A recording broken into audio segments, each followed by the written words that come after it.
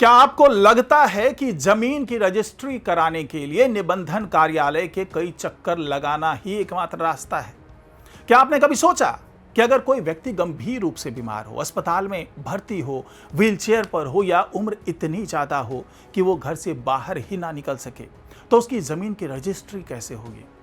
अगर आपका जवाब है शायद नहीं हो सकती, तो यह खबर आपके लिए है, क्योंकि बहुत कम लोगों को पता है कि भारत में एक ऐसी कानूनी व्यवस्था पहले से मौजूद है जिसके तहत सरकारी अधिकारी खुद आपके घर या अस्पताल पहुंचकर जमीन की पूरी रजिस्ट्री करा सकते हैं।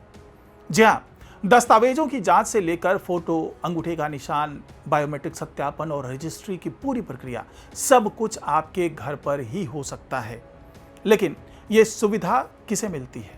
आवेदन कैसे करना होता है? कितना शुल्क लगता है? और किन लोगों को इसका लाभ नहीं मिलेगा? आज की इस खास रिपोर्ट में हम आपको पूरी जानकारी बहुत ही विस्तृत तरीके से देने वाले हैं, इसलिए वीडियो को आखिर तक जरूर देखिए। नमस्कार, मैं हूं डॉक्टर सुरजीत सिंह और आप देख रहे हैं YBN बिहार झारखंड। यह कोई नई योजना नहीं है और ना ही किसी विशेष राज्य के लिए बनाई गई व्यवस्था है। रजिस्ट्रीकरण अधिनियम 1908 की धारा 38 के तहत ऐसी व्यवस्था का प्रावधान है जिसके अनुसार अगर कोई व्यक्ति गंभीर बीमारी, अधिक आयु या शारीरिक अक्षमता के कारण निबंधन कार्यालय नहीं पहुंच सकता, तो निर्धारित प्रक्रिया पूरी होने के बाद निबंधन अधिकारी स्वयं उनके पास जाकर दस्तावेजों का पंजीकरण कर सकते हैं। यानी कानून ने उन लोगों के लिए यह भी रास्ता बनाया है जो मजबूरी में घर से बाहर नहीं निकल सकते। जमीन या मकान की रजिस्ट्री केवल एक औपचारिकता नहीं होती, ये किसी संपत्ति के कानूनी हस्तांतरण का सबसे महत्वपूर्ण चरण है। लेकिन सोचिए, अगर परिवार का मुखिया अस्पताल में भर्ती हो या कोई बुजुर्ग व्यक्ति बिस्तर से उठ भी नहीं सकता हो या किसी दुर्घटना के कारण व्यक्ति चलने फिरने में असमर्थ हो, तो क्या केवल इस वजह से उसकी संपत्ति का वैध हस्तांतरण जो है वो रुक जाना चाहिए? इसी व्यवहारिक समस्या को देखते हुए कानून में ये विशेष व्यवस्था की गई ताकि वास्तविक जरूरतमंद लोगों को राहत मिल सके। यह सुविधा सभी नागरिकों के लिए सामान्य रूप से उपलब्ध नहीं है। इसका उद्देश्य सुविधा देना है, ना कि नियमित प्रक्रिया से बचने का रास्ता बनाना। मुख्य रूप से यह सुविधा उन लोगों के लिए है जो गंभीर रूप से बीमार हो, अत्यधिक बुजुर्ग नागरिक, शारीरिक रूप से अक्षम व्यक्ति, ऐसे लोग जो चिकित्सीय कारणों से यात्रा नहीं कर सकते, या अस्पताल में भर्ती मरीज। अगर आवश्यक जो शर्तें हैं ये सब तमाम पूरी हों तो हर आवेदन की जांच की जाती है और केवल वास्तविक जो ज़रूरत पाए जाने पर ही अनुमति दी जाती है कि ये वाकई ऐसे लोग हैं जिनका यहाँ पे आना मुश्किल है। अब सवाल आता है कि प्रक्रिया क्या है? तो सबसे पहले संबंधित व्यक्ति या उसका अधिकृत प्रतिनिधि निबंधन विभाग में आवेदन देता है। इसके साथ आवश्यक दस्तावेज, पहचान संबंधी प्रमाण और जरूरत पड़ने पर चिकित्सा संबंधी प्रमाण भी जमा किए जा सकते हैं। इसके बाद विभाग आवेदन की जांच करता है।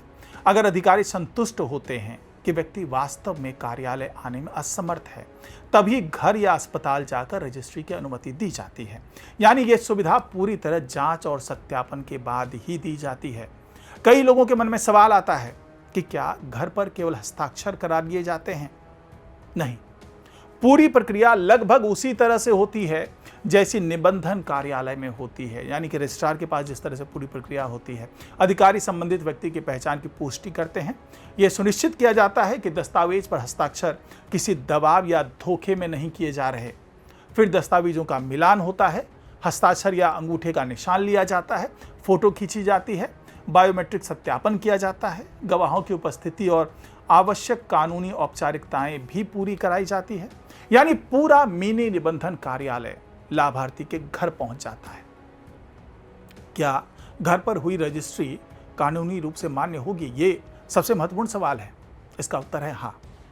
अगर पूरी प्रक्रिया कानून के अनुसार पूरी की गई है तो घर पर संपन्न हुई रजिस्ट्री की वैधता वही होगी जो कार्यालय में संपन्न हुई रजिस्ट्री की होती है। उसकी कानूनी मान्यता पर कोई फर्क नहीं पड़ता। इसलिए जरूरतमंद लोगों को चिंता करने की आवश्यकता नहीं होती। सरकार ने इस सुविधा को पूरी तरह नियंत्रित करके रखा है। ऐसा नहीं है कि कोई भी व्यक्ति केवल सुविधा के लिए घर पर रजिस्ट्री की मांग कर सकता है। हर आवेदन की जांच होती है, व्यक्ति की स्थिति का सत्यापन किया जाता है। जरूरत पड़ने पर अतिरिक्त जानकारी भी मांगी जा सकती है।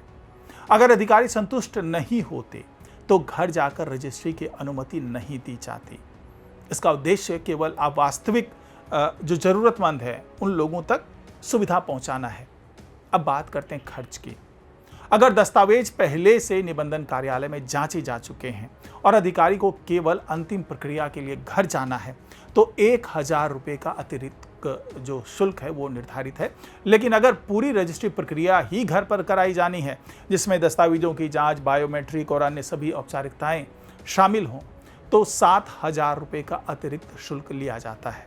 ये शुल्क नियमित स्टाम्प शुल्क और अन्य वैधानिक शुल्क से अलग हो सकता है, जो संबंधित संपत्ति और राज्य के नियमों के अनुसार लागू होते हैं। घर पर रजिस्ट्री कराने के लिए अधिकारी अपने साथ जो आवश्यक उपकरण है वो लेकर के जाते हैं। इनमें बायोमेट्रिक मशीन, दस्तावेज सत्यापन की व्यवस्था, फोटो लेने के उपकरण और अन्य जो जरूरी साधन है वो सब कुछ इसमें शामिल होते हैं। इससे पूरी प्रक्रिया सुरक्षित और पारदर्शी तरीके से पूरी की जाती है। यानी कार्यालय की तकनीकी व्यवस्था को ही अस्थायी रूप से लाभार्थी के घर पहुंचा दिया जाता है। उपलब्ध जानकारी के अनुसार इस सुविधा का उपयोग हर वर्ष कई जरूरतमंद लोग कर रहे हैं। ऐसा नहीं कि अभी शुरुआत हुई है, बल्कि पहले से इस सुविधा का इस्तेमाल किया जा रहा है। उदाहरण के तौर पर अगर केवल एक जिले की बात करें बिहार के, तो केवल भभुआ अवर निबंधन कार्यालय के आंकड़ों के अनुसार वर्ष 2022 में 14 लोगों के घर जाकर रजिस्ट्री कराई गई। 2023 में 11 लोगों ने इस सुविधा का लाभ लिया। 2024 में 7 मामलों में इसका उपयोग हुआ और 2025 में ये संख्या बढ़कर 20 तक पहुंच गई और वर्ष 2026 में भी अब तक 9 मामलों में अधिकारियों ने घर जाकर रजिस्ट्री की प्रक्रिया पूरी की है। ये आंकड़े बताते हैं कि धीरे धीरे लोगों में इस सुविधा के प्रति जागरूकता बढ़ रही है। अगर आपके परिवार में कोई बुजुर्ग गंभीर रूप से बीमार या चलने फिरने में असमर्थ व्यक्ति है और उसकी संपत्ति से जुड़ा पंजीकरण आवश्यक है, तो घबराने की जरूरत नहीं है। सबसे पहले अपने क्षेत्र के निबंधन कार्यालय से संपर्क करें, नियमों की जानकारी लें, केवल अधिकृत सरकारी प्रक्रिया का ही पालन करें। अगर किसी दलाल या अनाधिकृत व्यक्ति के झांसे में आप आते हैं तो आपके लिए मुश्किलें हो सकती है, तो उनके झांसे में ना आए। अगर आप इस सुविधा के पात्र हैं तो विभिन्न नियमानुसार आपकी सहायता होगी, विभाग करेगा आपकी सहायता। इसके लिए आपको कुछ बातों का ध्यान रखना होगा, जैसे आवेदन हमेशा जानकारी के साथ दें, सभी दस्तावेज पहले से तैयार रखें, पहचान पत्र और संबंधी जो संपत्ति संबंधी कागजात हैं वो पूरे रखें, गवाहों की उपलब्धता सुनिश्चित करें, केवल अधिकृत निबंधन अधिकारी से ही प्रक्रिया पूरी कराएं, किसी भी अतिरिक्त या अनाधिकृत भुगतान से बचें। तकनीक और प्रशासनिक सुधारों का उद्देश्य केवल प्रक्रियाओं को तेज करना नहीं, बल्कि उन्हें अधिक मानवीय बनाना भी है। घर पर जाकर रजिस्ट्री की यह व्यवस्था उसी सोच का उदाहरण है। ये सुविधा उन लोगों के लिए बड़ी राहत है जो बीमारी, उम्र या शारीरिक अक्षमता के कारण सरकारी कार्यालय नहीं पहुंच सकते। हालांकि इसका लाभ केवल पात्र और वास्तविक जरूरतमंद लोगों को ही मिलता है। इसलिए आवेदन करने से पहले संबंधित निबंधन कार्यालय से नियमों और प्रक्रिया की पूरी जानकारी अवश्य लें।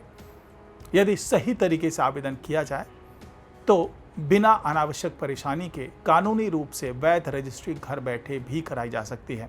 अगर आपको ये जानकारी उपयोगी लगी हो तो वीडियो को लाइक करें और उन लोगों तक जरूर शेयर करें जिनको इसकी ज़रूरत हो सकती है, और हमारे चैनल को सब्सक्राइब करना बिल्कुल ना भूलें। नमस्कार।